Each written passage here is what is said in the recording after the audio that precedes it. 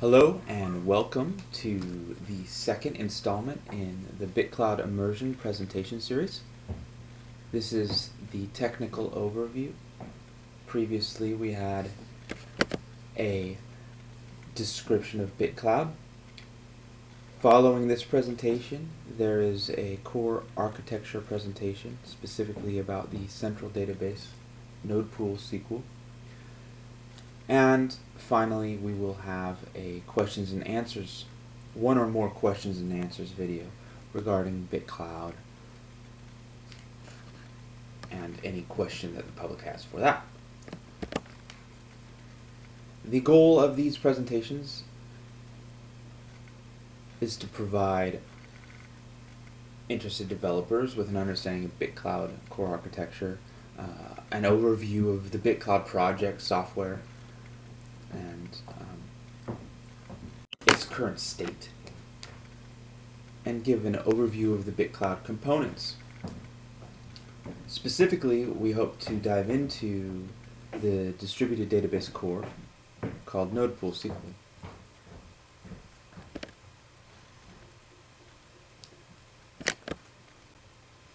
The presentation is recorded for video distribution. We may have future installments as needed. The first video is more of a business overview of Bitcloud.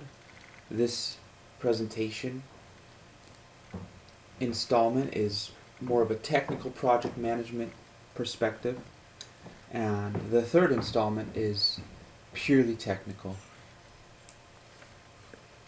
You can find more information at bitcloudproject.org, github/wetube/bitcloud. What is Bitcloud?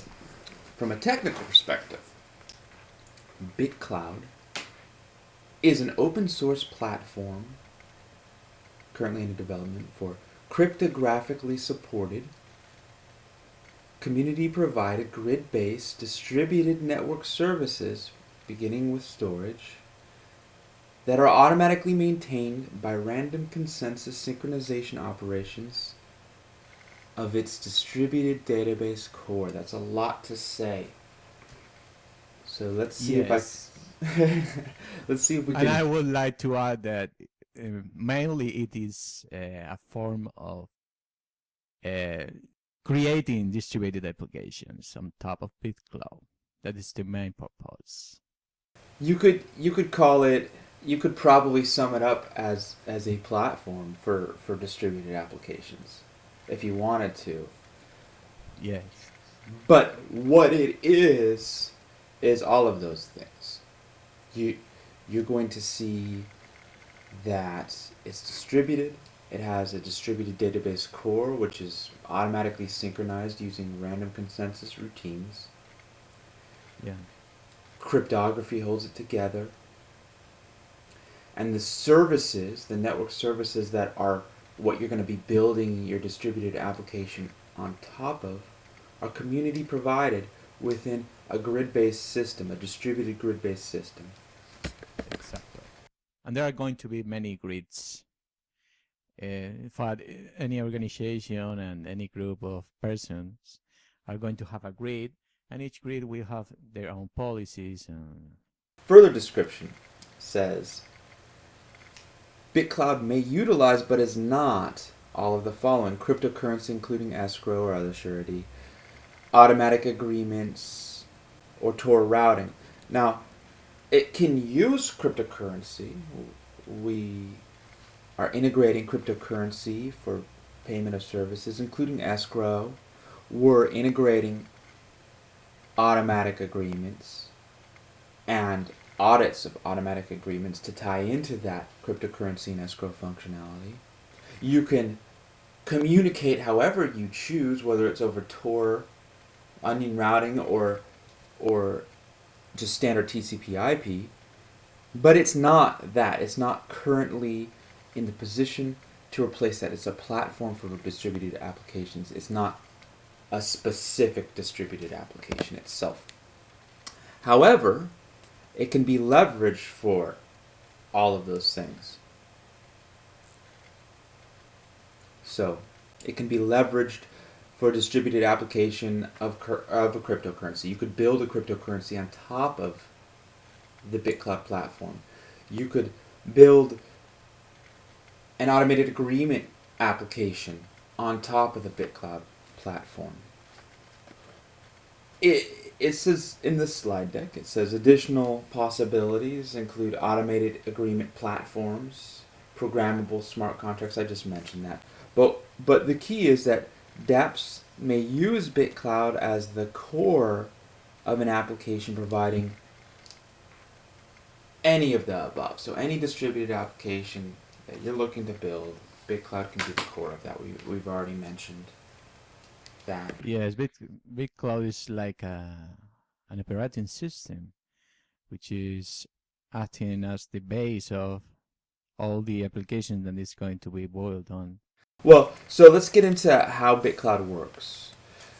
The presentation says, per the white paper, nodes compose Bitcloud grid systems having the roles of storage, gateway, or owner nodes. Publishers and grids may enter into agreement together for network services. The first network service Bitcloud will offer is storage, validated by random tests and audits whenever applicable. Random tests and audits will be supported by automated random consensus operations. So, right there, let's take a step back. There are nodes to a grid. They can take on various roles. You can have a storage node, you can have a gateway node, you can have an owner node. A single machine may run various instances. So they could run a storage node instance, they could run a gateway node instance. But the grids are composed of nodes. And then there's this other element or participant type called publishers. So publishers and grids enter into agreement together. Publishers acquire the services or procure the services, depending, from grids. And they enter into an agreement for those services, an automated agreement for those services. It says users approved by publishers push content or receive content via grid's gateway nodes with encrypted communications. So you have the publishers and they have users, something called users, and the users may be able to receive data or push data depending on their settings as determined by the publisher. And then the data goes through a grid's gateway. The gateways sign and slice the files, push each slice to its grid storage nodes, which replicates the slice with end-to-k redundancy, such that, for example, 60% of the nodes storing a file may go offline with the file still being able to be retrieved. That 60% is an example. N2K is a ratio for redundancy, and I'm just giving an example of 60% as if that was the default setting. You could have 50% redundancy, or 50% of the nodes go offline and have an N2K redundancy such that the file remains consistent. Further, publishers certify registered users as a CA over the data. In other words, a publisher is a certificate authority, and they certify a class of users called registered users to use a publisher's data. Or a publisher, as a certificate authority, could generate keys for unregistered users and also authorize those unregistered users to have access to their content or storage services. Those users are always attached to the publisher's portfolio, so the origin and intention of users may easily be determined by the Bitcloud grid that's providing those services. The Bitcloud user interface automatically allows automated transaction requests for publisher authorized files from or to the grid gateway, which is verified by the grid owners. In other words, there's something called a user interface. It's a transparent interface to Bitcloud services. It allows users to interface with those Bitcloud services and operate seamlessly between all the parties. You have the publishers, you have the grids, and you have the users. The user interface lets all the communication and interaction happen in the background without even being noticed by the user, so that they can have access to data services, whether that's storing data services or receiving data. The transmitting gateway nodes send requests to the closest storage nodes containing the required slices, receives the slices in parallel, which would actually speed things up, from each of the nodes that are storing the slices, reassembles the slices, and decrypts the entire file. So, in other words, a user, via their user interface, requests a file, okay? The publisher has already given them keys to have access to that file, and those keys are verified by the grids, the gateway. The gateway says, okay, you want that file, here, let me grab it from all the storage nodes that are holding all the slices, the nearest storage nodes that are holding all the slices, pull all those slices together, and send it to the user. The gateway sends the file to the user via encrypted communication in a manner that the user's client can receive. So, for example, HTTPS, SFTP, whatever. And the requests closeout routines are then run. Okay, so that's at a high level a technical description of how storage would work on Bitcloud. But the network and the grids themselves have all the data required for Bitcloud operation contained within a distributed central database core. And that database has to be in sync for the network participants to operate coherently and correctly and have valid operation. So there's a lot of strong synchronization operations that are required, and that's what we're moving into next. Sync is broken down. It happens everywhere. You're going to have synchronization operations happening with most other operations, even if it's just a verification synchronization operation. But we can break synchronization down into two categories. You could have data event routines, which would be an instance that something happens, a file's requested or something, synchronization would happen at that event. Or there's also synchronization that happens on a regular basis, a synchronization cycle, so ongoing synchronization of the network, of the grids, of the publishers connecting to the grids. There's an ongoing synchronization cycle that occurs. So first we'll start with the data event routines. As part of sync maintenance operations, checks occur at the event storage nodes attempt to provide services within a grid. So in other words, there's a grid, it has a grid owner that kind of administrates and manages the grid. A storage node wants to provide services within that grid as per whatever agreement they have set. The grid owner validates that the requesting storage node has its central database, NodePool-SQL, globally synced tables complete and valid. If the node pool isn't operating correctly right there, right off the bat, it can't enter the grid that the owner's running. At the event so checks occur at the event that nodes or publishers begin interaction with any other network participant. So let's say there's users, let's say there's publishers, there's another grid that wants to operate cooperatively with the grid that you're operating under. All of those events, anytime any participant decides to operate with a new participant, anytime it connects to something, a new node or a new participant, there's going to be a check that occurs. You have to verify that the certificate is valid of each participant, whether it's a node, a publisher, a user, or a registered user. No matter what, whenever there's an interaction, that's the first thing they're going to do. They're going to check the certificate to make sure that's a valid player, that player has the authority to operate within the Bitcloud grid. And we'll talk about authority and mining authority in a little bit. Sync operations occur at the time of agreement solicitation by the grid owner to ensure its grid has the capacity and service level requested. So in other words, a publisher says, hey, I want 10 terabytes for a year with 100 megabits per second throughput. The grid owner does a check of its grid to ensure that those services are available.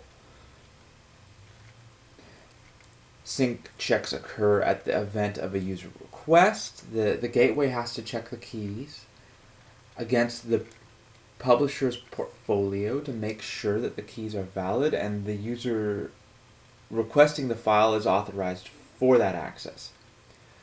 Checks occur at the completion of a storage node's delivery of a requested file splice.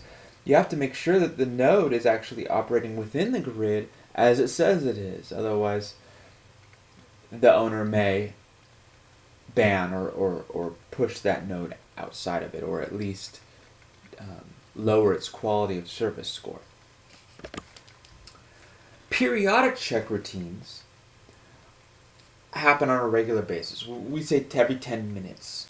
So what happens is there's a random assignment, a random yet deterministic number generation process results in every node in the grid getting assigned 16 connections for synchronization activities.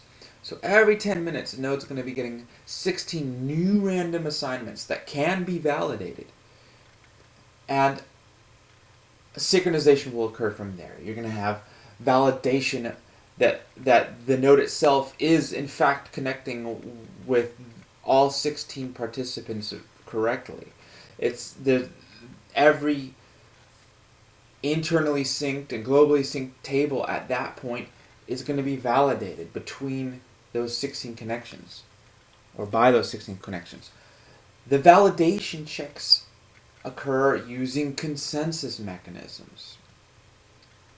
So the majority of those 16 connections have to agree on whatever synchronization operation or decision has been made.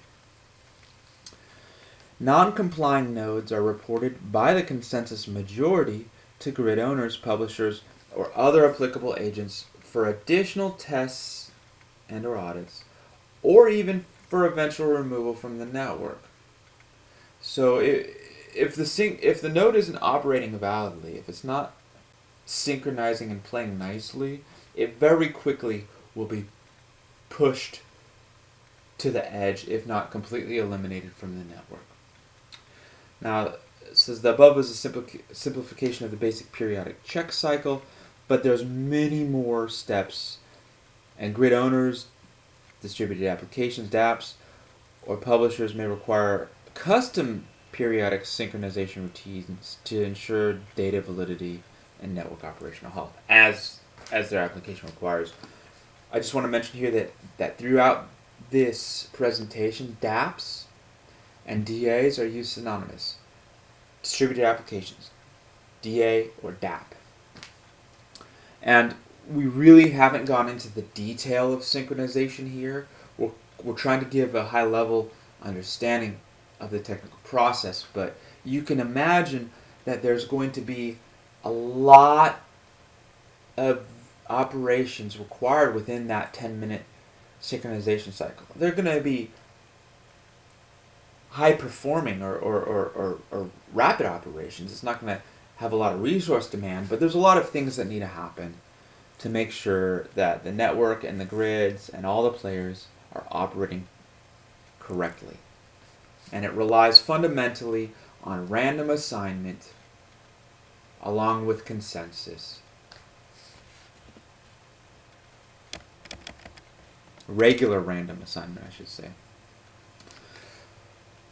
Sync, additional maintenance. So it says additional checks or random neutral party audits may occur as a result of internal grid maintenance, as encoded in the automated agreement, as required by the DA code. in other words, a grid may have its own audit settings or check settings. An automated agreement may have some sort of additional checks or audits or conditions that are supported by a synchronization routine. And a distributed application itself may have those audits, checks, or additional conditions that are needed to operate on top of the Bitcloud platform.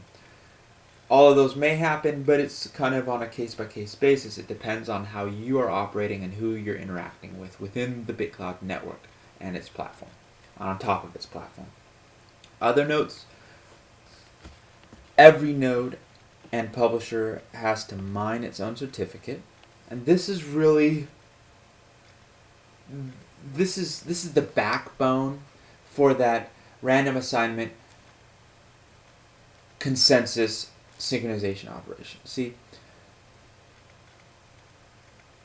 every player that operates other than anonymous users, which may have their keys assigned by publishers, every player has to spend days using using a high-end computer, days performing a processing intensive operations to mine their own authority, mine its authority to operate within the Bitcloud network, and at that point it becomes its own certificate authority.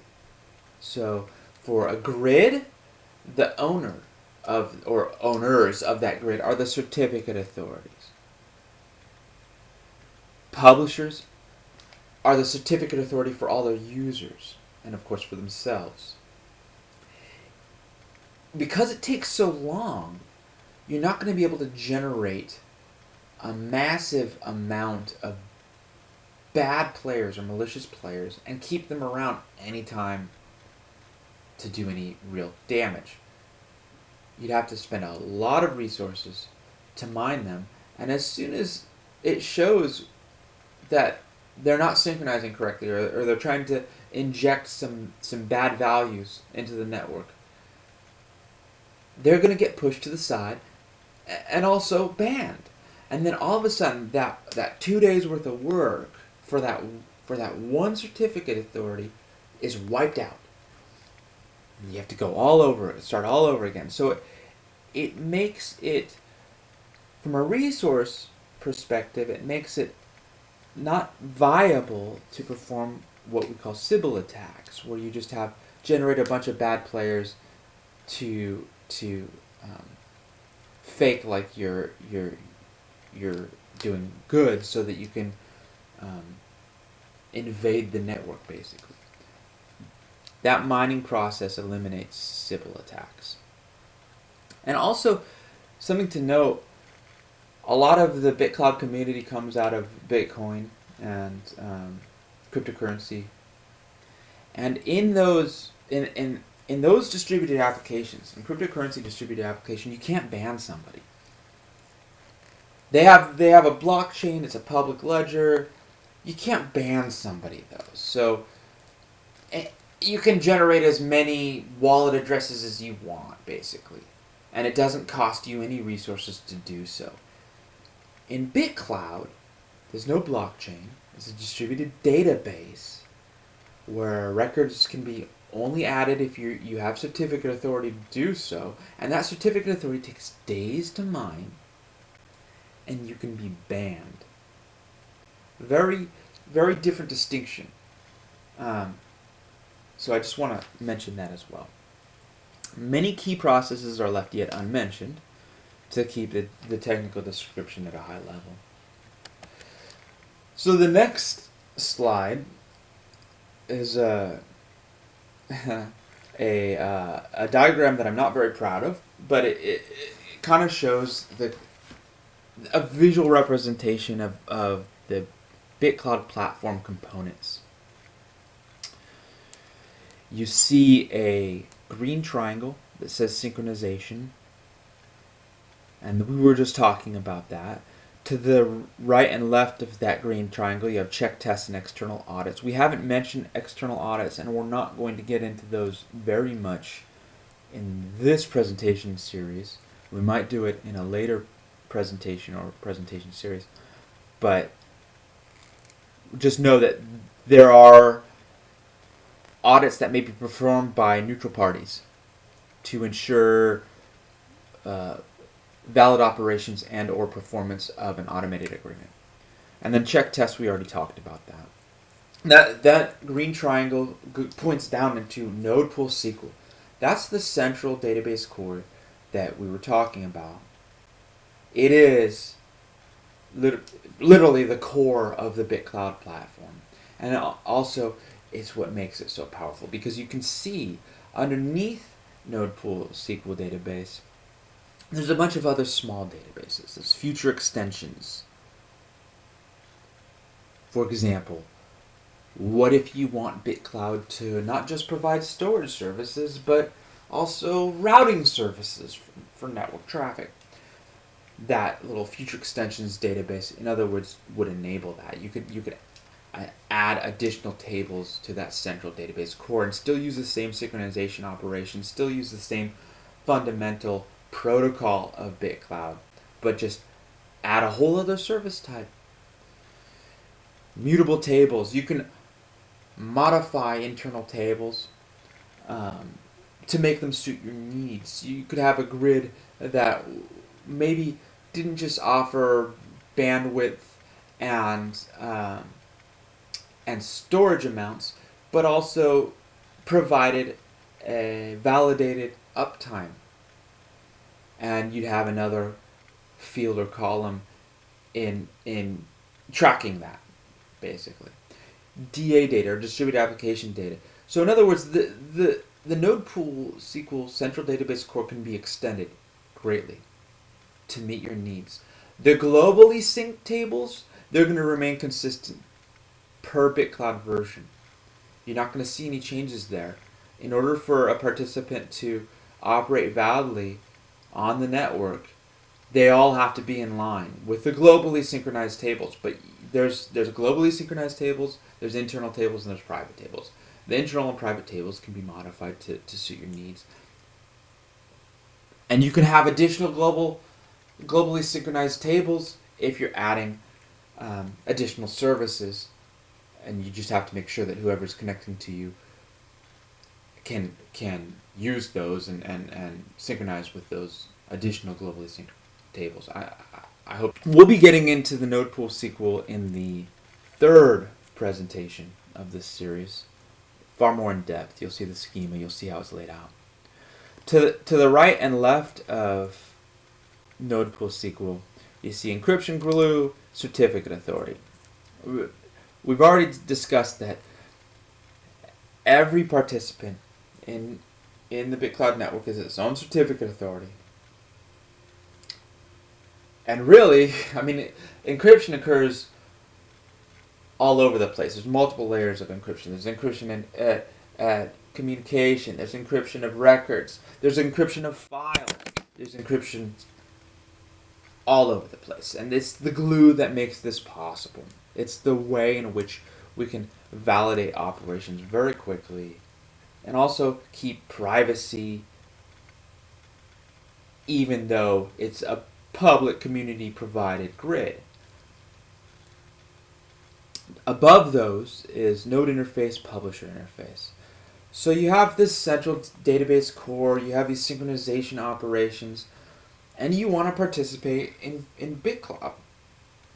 If you're a publisher, you would have a publisher interface. Through that interface, you're going to be mining your certificate authority. You're going to be issuing keys. You're going to be procuring grid services. To the top left, you see users. That's where the user interface would be, and owned data. The node interface is a little bit different. Again, you're going to be mining your certificate authority through your node interface, but you have options to provide services in any role you choose. You can be a gateway or a storage node or a grid owner. You could have your own grid, or really you could be all of those. You can have many instances. You can be a grid owner, you can be a storage node, you can be a gateway per instance. Bitcloud's a platform, and not in itself an application. We try to reiterate that all over and over again. You mentioned that it's like an operating system. I call it a platform. It's something that you build on top, and it's a standard. You could even call it a protocol, a way in which to operate as a network.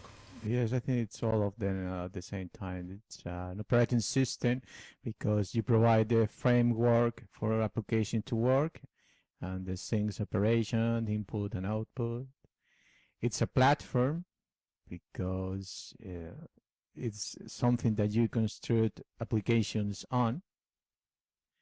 And it's a protocol because you can create any kind of interfaces and everybody can make their own version of it without having to depend on a implementation, on a specific implementation. Yeah, so it's an open. We should say open. It's an open operating system. It's an open platform and an open protocol. It's very malleable. You can you can change it to suit your needs so long as the other operators that you're interacting with can support that change. Each participant, that's the next point. Each participant may choose how they participate in the Bitcloud network.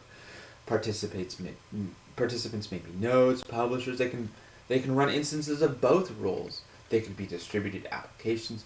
You choose.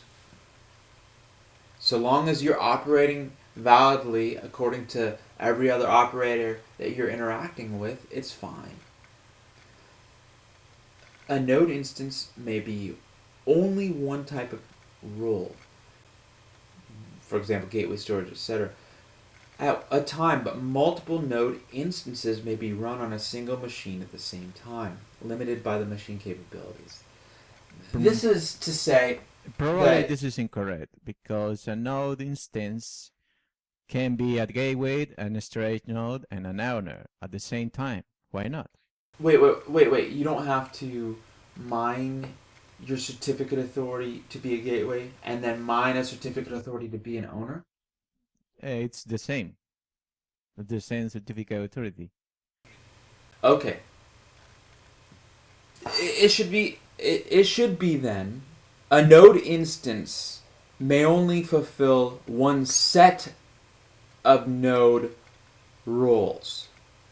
You can only have one gateway storage and owner set of roles as a node. If you want an additional identity, an additional node, you can have multiple node instances running on a single machine, limited by that machine's capabilities.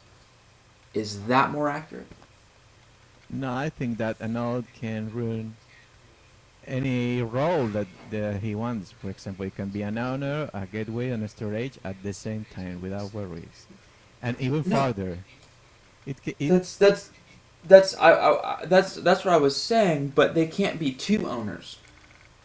They have to mine another instance if they want two owner roles.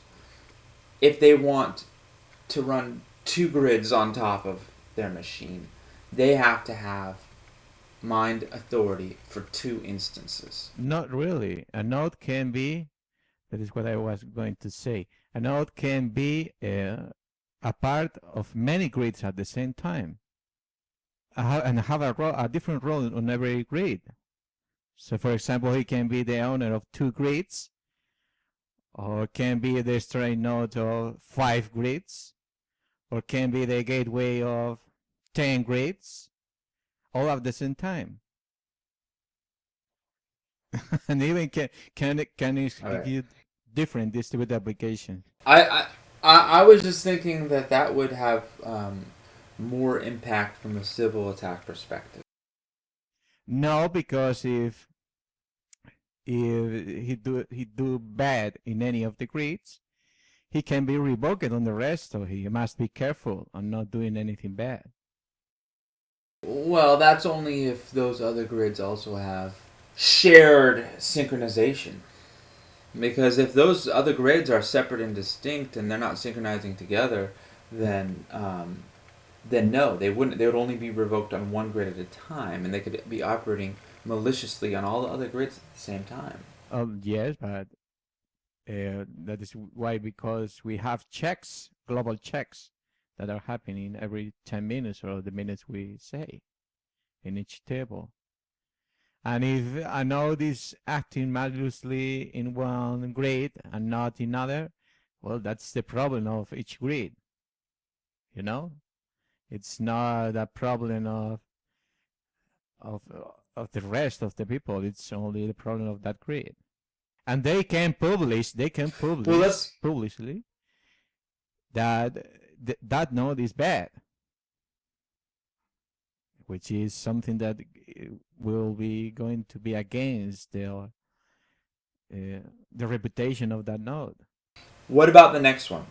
A node or publisher may only run one Bitcloud based DApp per instance.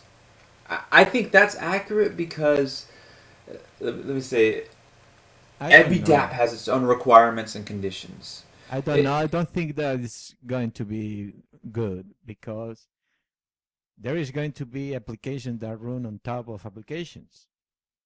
For example, we can have a search engine, and other application can use their search engine. And there could be many applications using the same search engine.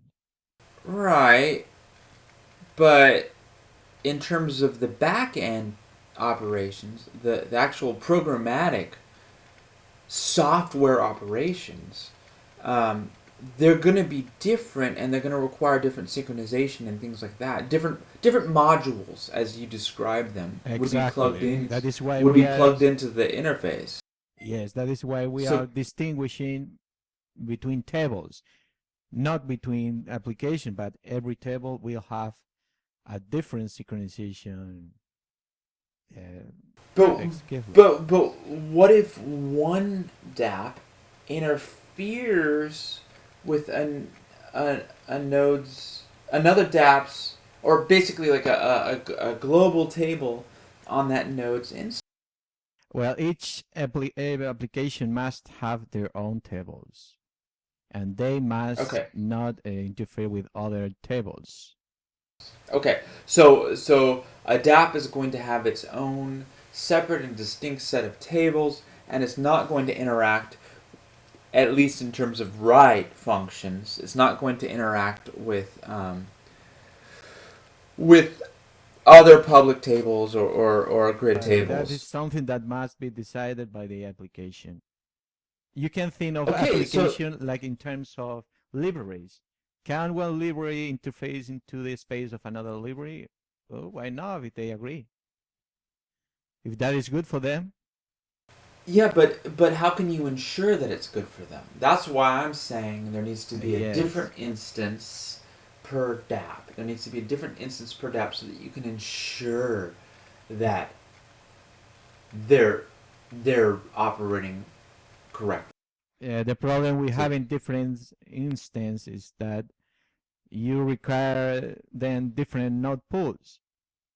So if you, for example, each node pool is requiring 10 gigabytes of data, and you have 10 applications, you need 100 gigabytes of data, which is not very good. That well, that's why I said limited by a machine's And capability. they cannot share the same space, which sometimes is very good. In fact, many times is very good, like in a real operating system having libraries.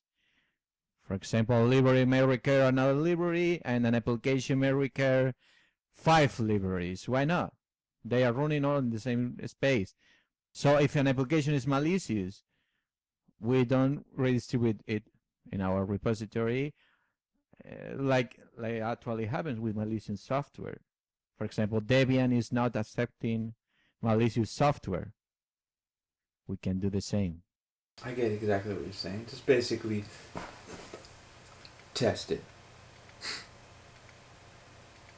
it, and don't allow um, automatic updates of a module, push updates of a module. Only allow pull updates of a module or a DApp module that gets entered into an interface, whether it's a node interface or a publisher interface. Yeah, but that is attacks of the Bitcloud Foundation.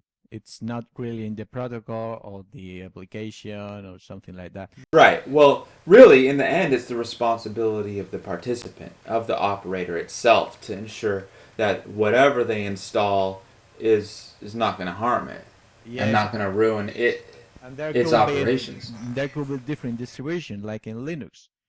For example, there will be the Right. official distribution, which is ours, which is the foundation distribution, and it is going to be conservative in the Yeah. means that we And are you could going to have check everything. But there could be other experimental distributors which are yeah, going. like some kid could in Canada could make the whole a whole implementation in JavaScript or something if he feels like for Yeah, his high school project. and have different applications and all of that.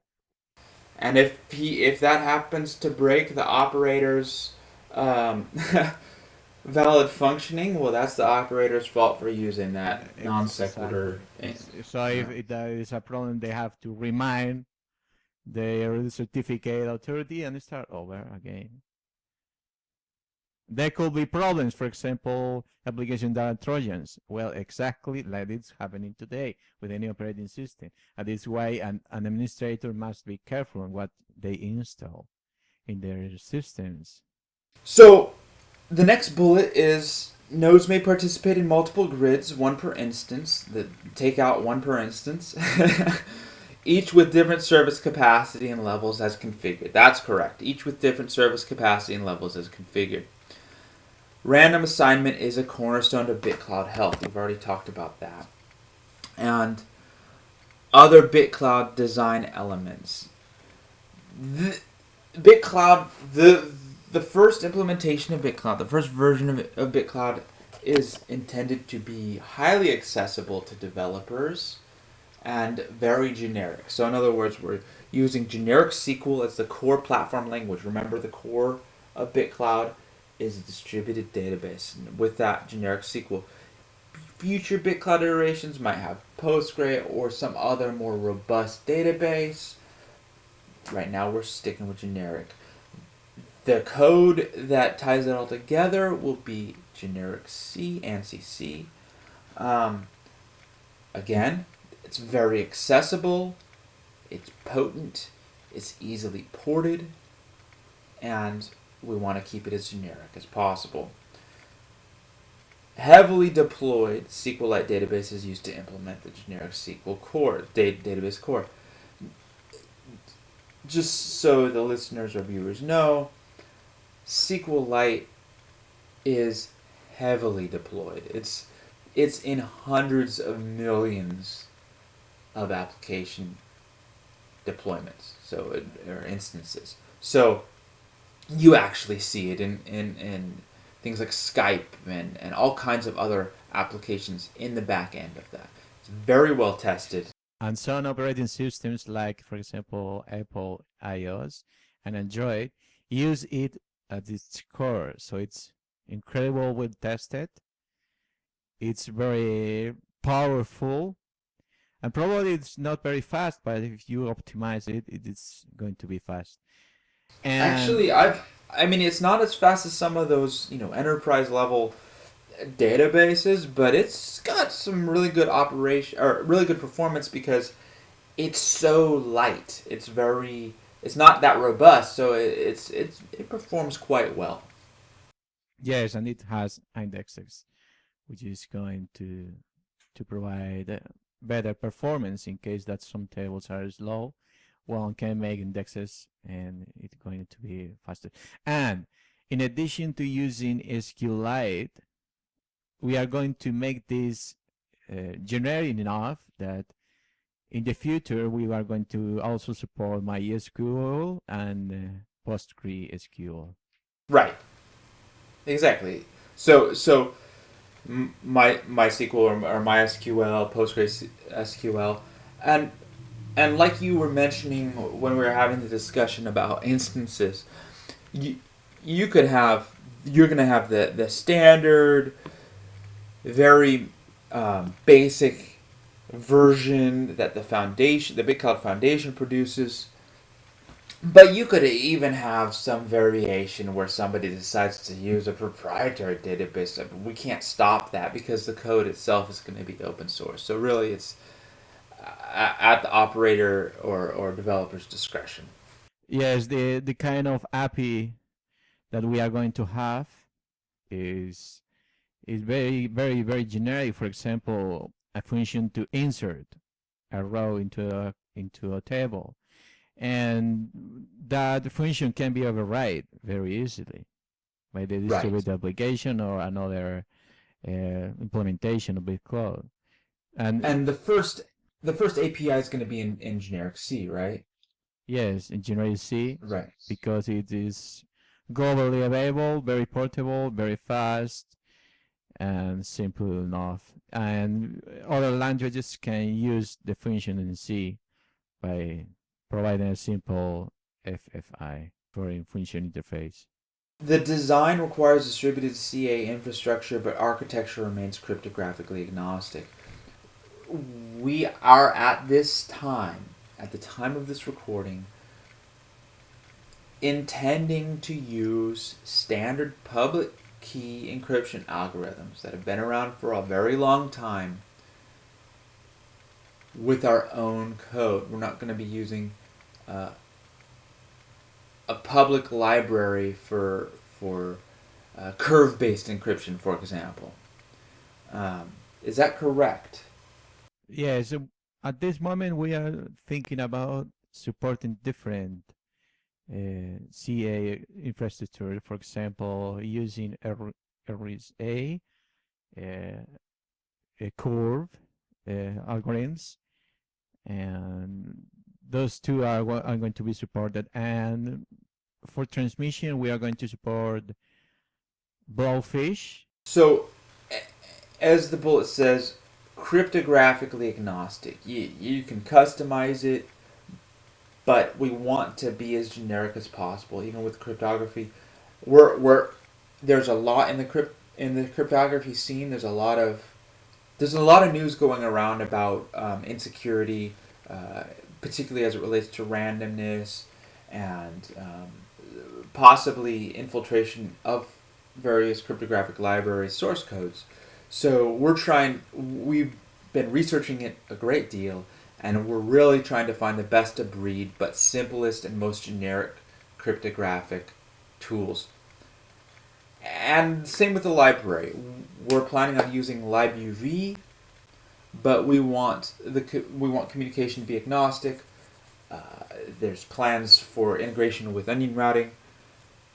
So it's really the tool set to build Bitcloud is as generic as possible. It's a platform and a protocol and an operating system that's just tied together with very standard tools. Although the team has functional programming preferences, the above generic tool set was selected to attract as many developers as possible. We want as many people as possible to be able to contribute. And having a generic tool set like this not only keeps it very stable, but also allows for a great deal of contribution to the overall ecosystem, the Bitcloud ecosystem. That really, I say finis. It's the end of this particular presentation in the presentation series of the technical overview for Bitcloud immersion. The next is the core architecture. We're going to cover the Node Pool SQL database. Please join us for that. If you haven't already, the previous video covers a description of Bitcloud from a more business perspective, and you may be interested in seeing that as well. And we will also be following it up with questions and answers. Thank you for joining us, and hopefully we will see you as participants, as contributors.